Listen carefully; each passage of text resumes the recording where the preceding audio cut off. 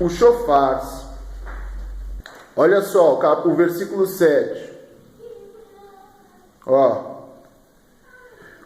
O primeiro anjo tocou o seu chofar e foi lançado sobre a terra uma chuva de granizo e fogo misturados com sangue, e foi queimada a terça parte da terra, a terça parte das árvores e toda a relva verde.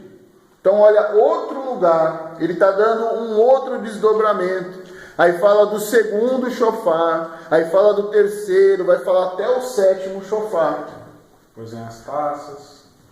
Olha que interessante. Aí depois vai vir as taças, os ais, né? Aí depois vem os ais. Então ele vai desdobrando realidades, acontecimentos ao mesmo tempo, tá? Ao mesmo tempo. Pouca coisa sai de tempo aí.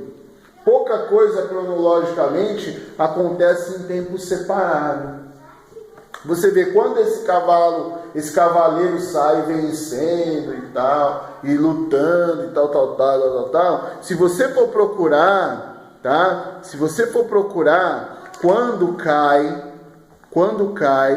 tá? Essa chuva de granizo, com sangue, com fogo, você vai ver que isso nunca aconteceu na Terra.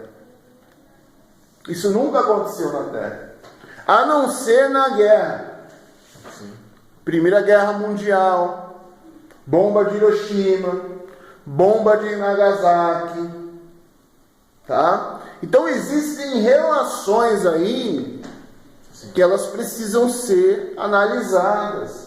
Eu não estou falando que esse momento foi quando explodiu a bomba lá, mas eu estou dizendo que o quê? Existem situações que precisam ser analisadas, porque quando Yohanan disse assim, ó, eu vi gafanhotos, né, voando com cabelo de mulher, cara de leão. Se você for analisar, ele viu o que ali? Será que existe esse tipo de gafanhoto? O que foi que ele viu? Você vai ver claramente ele descrever mísseis, bombas, aviões e várias situações aqui. Como o pessoal espiritualizava tudo, tá? Aí você fica meio perdido na situação. Mas se você for analisar quadro a quadro, você vai ver que existe uma relação, tá? Existe uma relação dos acontecimentos, existe algo cronológico que está acontecendo. Então é sempre assim. O livro de revelação, ele sempre vai dizer o que acontece na presença do Eterno, o que acontece no celestial, que é o céu que nós estamos enxergando, e o que acontece na terra. Ele vai sempre dar essas informações. Se você observar o segundo shofar, lá do 8, versículo 8, capítulo 8, ó, o segundo anjo tocou o seu shofar e foi lançado no mar, algo como um grande monte em chamas, e a terça parte do mar transformou-se em sangue, e morreu a terça parte das criaturas viventes que haviam no mar, e a terça parte dos navios e dos barcos foram destruídas. Então, se você for analisar a questão de destruição marítima, se já não aconteceu, quando for acontecer e destruir esses navios, não vai cair um meteoro e cair no mar, e não vai acontecer dessa forma. Uma bomba, uma situação... Muito provável uma bomba, muito provável alguma arma que eles já tenham criado, tá? E que vai fazer com que os peixes morram, fazer com que os navios virem, vai destruir muita coisa, tá? Então é sempre assim. Ó, o anjo tocou, foi lançado, né, algo como um grande monte em chamas. Então passou pelo celestial.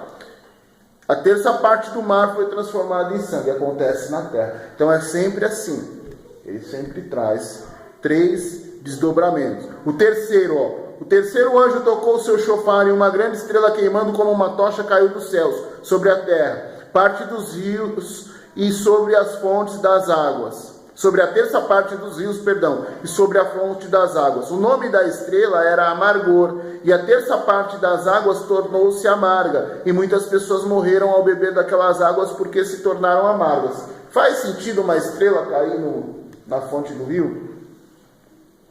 Uma estrela cair na... Não. Isso é uma contaminação, algo. É uma contaminação, exatamente. Coisas que já estão acontecendo. Exatamente. A fonte das águas. Eu não sei se você sabe, mas existe um rio submerso na Amazônia que é maior do que o Rio Negro, que é maior do que o Rio Amazonas. Tá? Ele é responsável por muito da água que se bebe nesse planeta. Se for contaminado, vai destruir a maioria das fontes de água do planeta. Isso passa subterrâneo, embaixo da Amazônia. Só a gente pegar, por exemplo, o que aconteceu lá em Mariana. Lá, isso, tá aí um ponto. Você viu o que aconteceu? A água se contaminada. Já tem peixe morrendo aos montes. E você vê uma situação que é mais ou menos nesse nível. A coisa ela vai acontecendo. Tudo isso, claro. Por quê? Porque o próprio, é uma coisa até interessante para se falar, que na verdade essas taças, os seres e tudo mais, é permissão do Eterno, porque o próprio homem buscou a sua destruição por não temer mais o Altíssimo.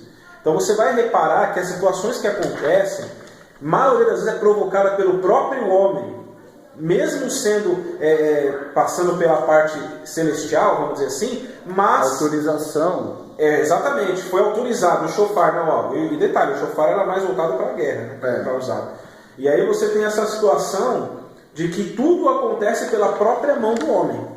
Tanto é que quando você vai vendo a questão dos próprios capítulos falando a respeito dos outros seres, outras situações, você vai ver que é o próprio homem realizando aquelas situações e destruindo ele mesmo por causa da desobediência.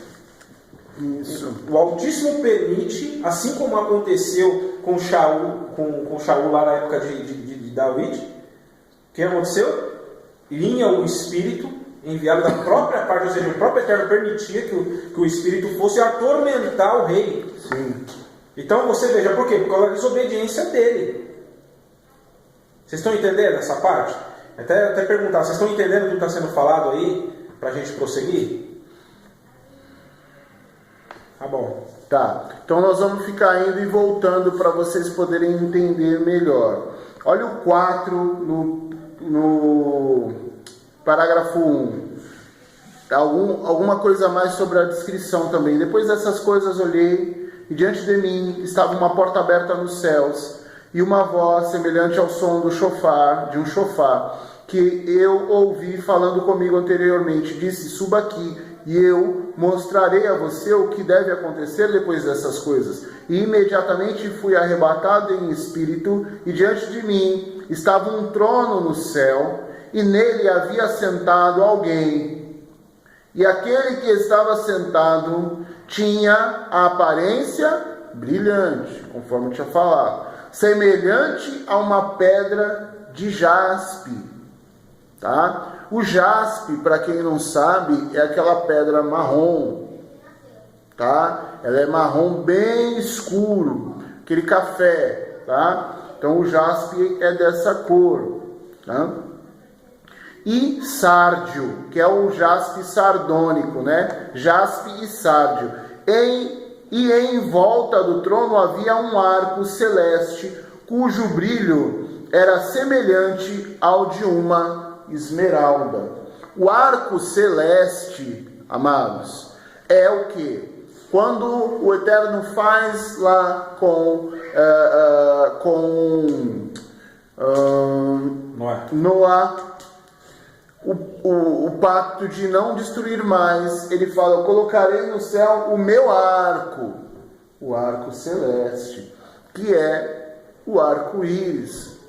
Só que existe uma diferença, nós vemos geralmente uma parte dele. Sim. Mas você já viu o arco-íris em volta do sol, que às vezes se forma? É verdade. O arco celeste, então sobre o trono, o arco celeste, tá? Por que isso? Porque ele tem em si luz, em si mesmo. Então sobre ele se forma um arco celeste, por causa da intensidade dessa luz. Certamente a intensidade era tão forte que vidrificou esse arco, a visão vidrificada desse arco. Porque quando nós vemos ele aqui, nós vemos ele esfumaçado. Mas, por exemplo, quando você olha para a tela do seu celular, você vê aquela imagem vidrificada. Então, algo consistente, uma luz intensa e muito intensa. Tá? Ao redor do trono havia outros 24 tronos. Olha só. Nos quais estavam assentados 24 anciãos, vestidos de branco e com coroas de ouro na cabeça. Do trono saíam relâmpagos, vozes e trovões, e diante do trono havia 7 tochas acesas, as quais são o sétiplo Ruach do Eterno. Tá? E quem eram esses que estavam assentados nos tronos, né? Quem que eram esses que estavam assentados nos tronos? Quem será? Já tem gente que já quer o lugar. É meu, né? Tem um monte de apóstolo aí esperando, já, né? Crendo que está carimbado lá o nomezinho dele lá, naquele trono, ele vai sentar ali, né? E o pessoal, para chegar no Altíssimo, vai ter que beijar o pé dele. Primeiro você passa por aqui. Mas a Escritura, ela fala pouco sobre essa situação, até porque ninguém vai poder se vangloriar. Tá? Eu tenho algumas ideias. Algumas delas muito consistentes, mas eu acho que seria também, não seria bom a gente já falar disso. Quem seriam essas pessoas? Nós sabemos que esses tronos, eles estão preparados, né, para aqueles que o Altíssimo determinou antes da fundação já. Tá bom? Esses tronos já estão preparados, né? Mas vamos esperar para que aqueles que vão receber essas coroas estejam prontos e apostos e sejam chamados pelos seus nomes. Não vamos nós antes nos colocarmos aí no lugar do Altíssimo e chamar o nome de ninguém, tá? Nisso não. Pode falar, Maurício. Não, a questão novamente falando do sétuplo. Do sétuplo, né? Do espírito sétuplo. Que a gente tem que compreender é o seguinte, que é a dispensação da forma de ação que está diante do Eterno. Então, na verdade, aquilo também passa a ser uma firmeza de acordo com aquilo que ele coloca no seu governo. Por exemplo, essas 7 tochas, da forma que está aí diante do trono, mais uma vez, é sempre lembrando a respeito da forma que o Eterno dispensou a sua forma de agir. Vamos dizer assim, é uma base de entendimento para que nunca se apague. Daquela era, né, daquele tempo. E aí, quando você olha aqui, em Ezequiel 11, confirma por quê? Essa dispensação dele, que está diante dele, que nunca vai mudar. Então aqui, olha, por exemplo, né? Ele fala do Mashiach.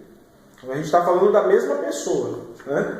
Então brotará um rebento do tronco de Ishai, e de suas raízes um renovo frutificará. E sobre ele repousará o espírito de Arro, o espírito de sabedoria, o espírito de entendimento, o espírito de conselho, o espírito de fortaleza, o espírito de conhecimento.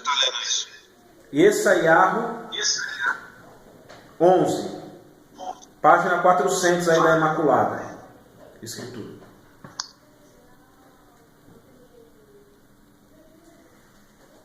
Então aqui você tem o sétuplo Ruach. São 7, vamos falar assim. Que ele repousa sobre quem? Sobre o Mashiach. Que é o próprio Ruach do Eterno. Então automaticamente você vê que é aquilo, vamos dizer assim, é o cetro. Quando a gente fala cetro, vamos falar assim, a base na onde o Eterno ele age. É a dispensação. Ele deixa claro que isso é uma coisa eterna. Né? A gente pode falar dessa situação de equilíbrio, vamos falar assim, de um governo, a gente pode falar, porque ele é rei. Então o governo dele, a dispensação da forma que o Eterno age, né, sendo o próprio Mashiach, se baseia nessas 7 dispensações. Sim. Você entende que é o espírito de Ruach, ou de Yahweh, ou seja, né, o próprio Eterno, o de sabedoria e conhecimento, mais 2, né, o espírito de conselho e de fortaleza, o espírito de conhecimento e de temor. Então, sobre ele repousa a plenitude. E esse sétuplo que ele fala, porque quando fala de sétuplo, como é que está dividindo?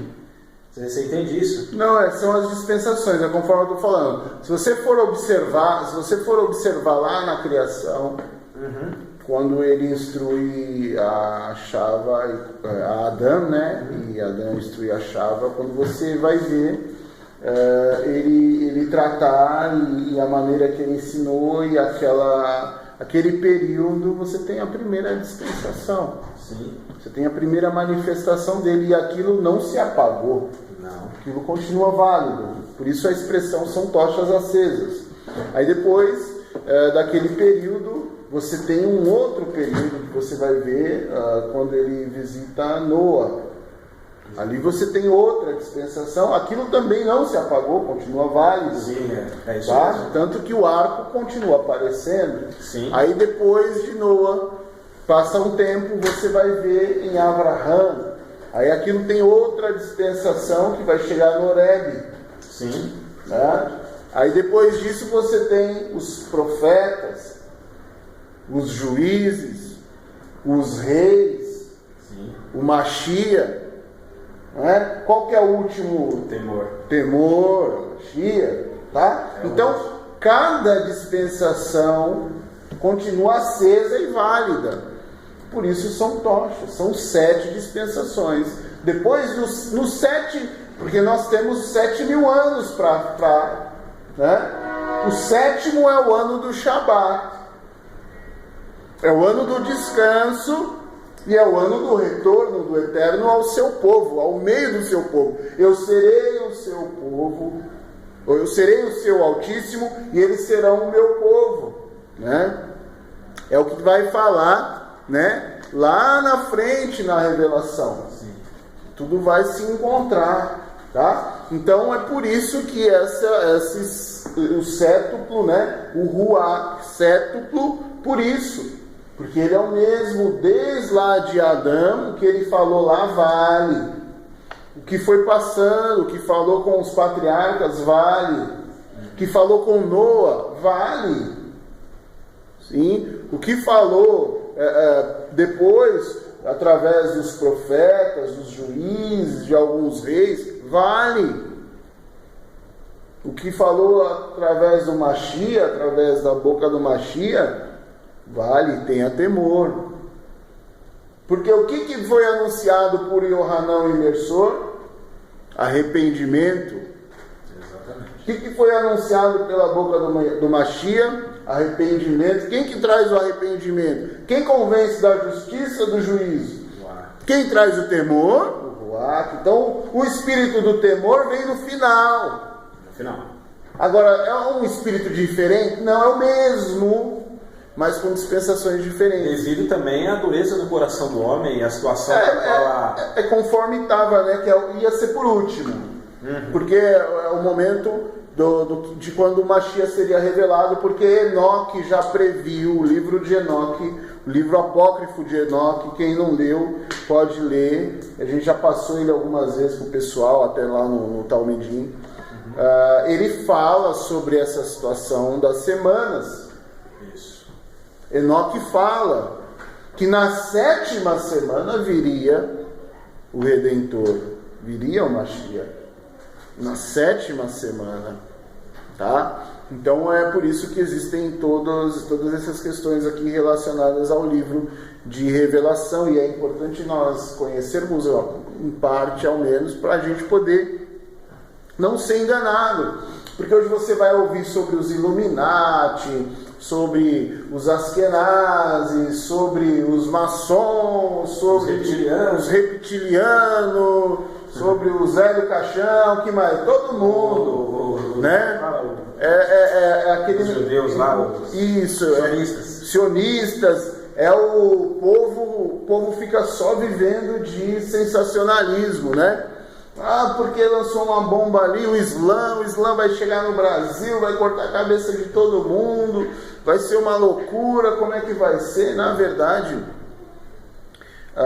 se nós ficarmos olhando para essas coisas e não nos debruçarmos sobre a Escritura para ter o entendimento sobre principalmente as revelações, nós não vamos poder entender. A gente vai ficar sendo levado de informação em informação aí da internet e não vamos conseguir chegar ao entendimento do que realmente o Eterno queria nos falar através do livro. Passando por aqui, eu queria entrar num ponto. Nós já falamos sobre os selos e tal, tem os shofar, os ais e tal, mas tem um ponto muito importante que eu queria falar, Maurício, aproveitar, que é o ponto dos 144 mil. Já falaram para vocês? Quer dizer que agora vocês são 144 mil, então? Vocês que sabem o nome, vocês agora, só vocês vão ser salvos. Quer dizer que nem tem um grupo aí que ensina, né? Que os 144 mil, eles já são quase 1 milhão e te convida para ir ainda. E também conforme falaram pra gente aí na internet, né? Que a gente é o 144 mil. Falaram, verdade. Falaram que a gente era o 144 mil. Poxa, quem me dera, hein? Nossa, quem me dera, seria muito bom. Mas olha o que diz, depois disso, vi 4 anjos em pé nos 4 cantos da terra, retendo os 4 ventos da terra, para que nenhum vento soprasse sobre a terra, nem sobre o mar, nem contra árvore alguma. E vi outro anjo subindo do lado do sol nascente, tendo na mão o sinete do Eterno vivo. O sinete, sabe o que é o sinete? Não é um sino não, tá? O sinete é o anel de selar. Tinha na mão o anel do Eterno vivo. Então é alguém da parte dele, tá? Olha só. Tá aqui.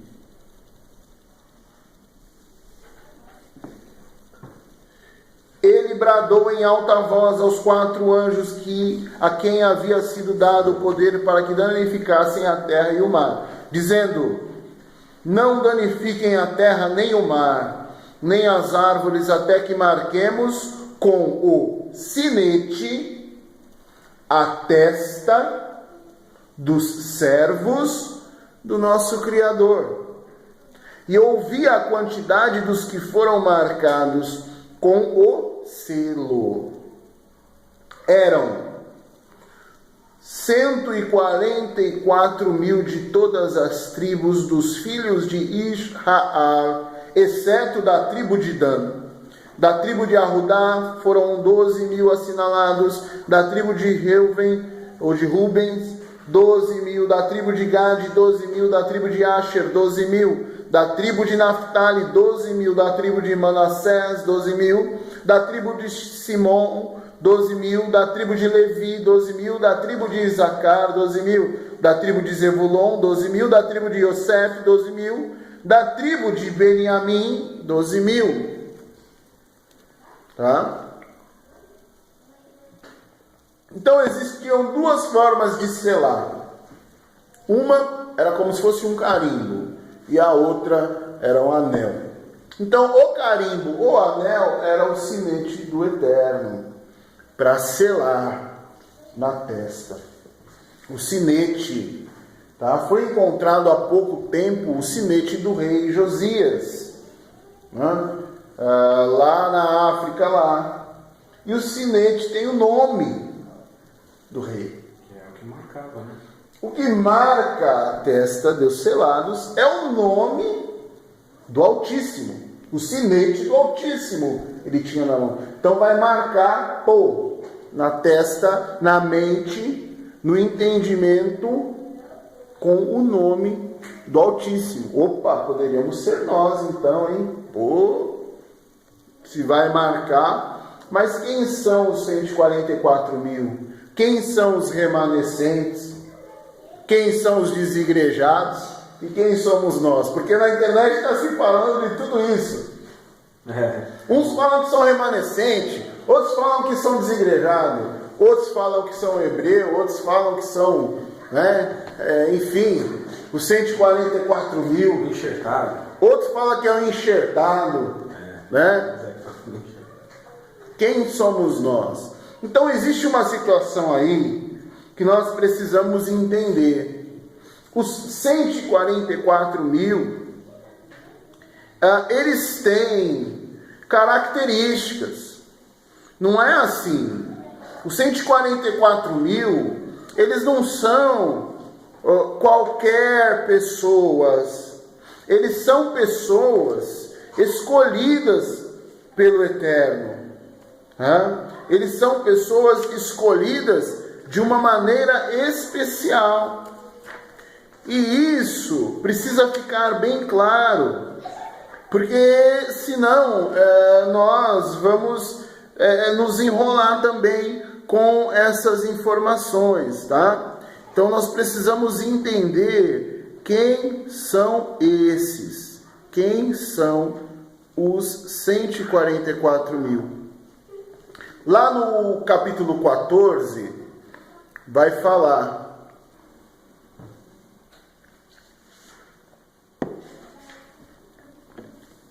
Olha só que interessante, a gente está indo para lá e para cá, pegando. Falou deles aqui, já falou deles.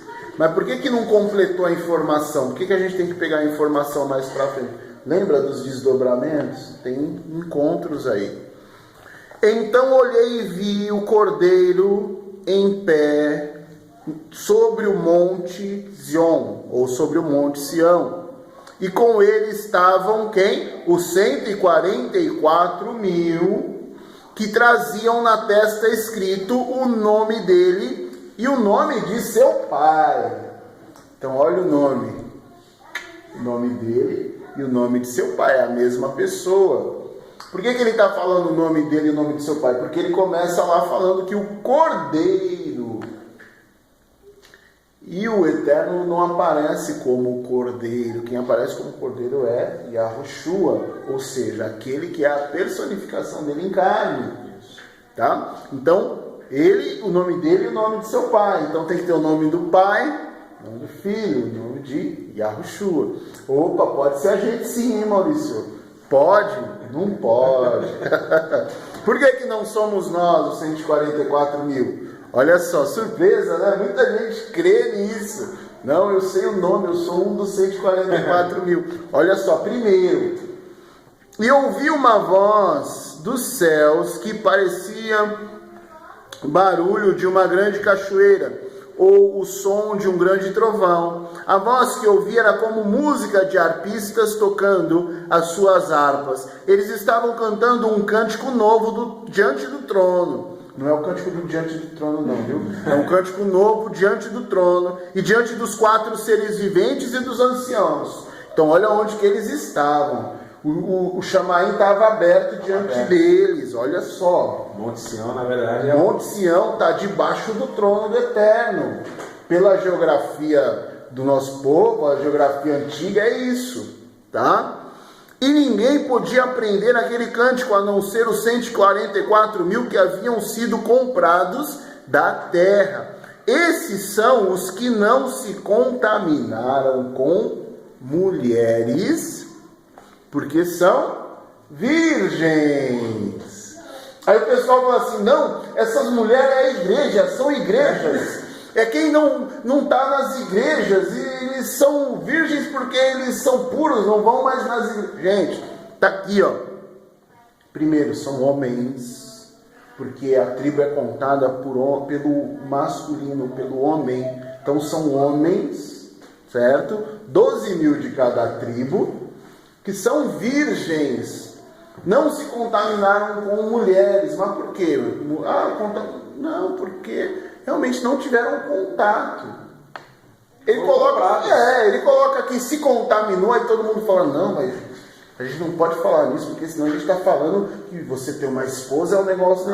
A tradução aqui colocou contaminar como se fosse algo contagioso, doente, não é isso. É no sentido de ter o contato. Não teve contato com mulher. Por isso foram comprados. Por isso também foram comprados. Foi tipo assim, esse daqui você... Então eles conhecem o nome, eles não conheceram outro nome, por isso receberam o selo na fronte. Não conheceram que sentido? Nós conhecemos primeiro por outro nome. Verdade. Podem ser quem? Podem ser os nossos filhos ou os nossos netos. Por isso, agora o remanescente das tribos, que aí sim somos nós, os remanescentes dos hebreus, precisam novamente retornar às práticas antigas, que é o quê? Ensinar os seus filhos nas suas casas a verdade e o nome para quê? Para que eles não tenham a sua consciência contaminada com nomes paganizados. Quando o nosso povo despertar e retornar para o ensinamento, retornar para a verdade, tomar consciência de quem são e assumirem essa responsabilidade de ensinar os seus filhos nos seus lares a verdade e não terceirizar isso, aí nós estamos às portas de acontecer os finalmente. É verdade. Está entendendo a diferença de você ficar olhando aí o que está acontecendo? Tem gente que está até encontrando bicho na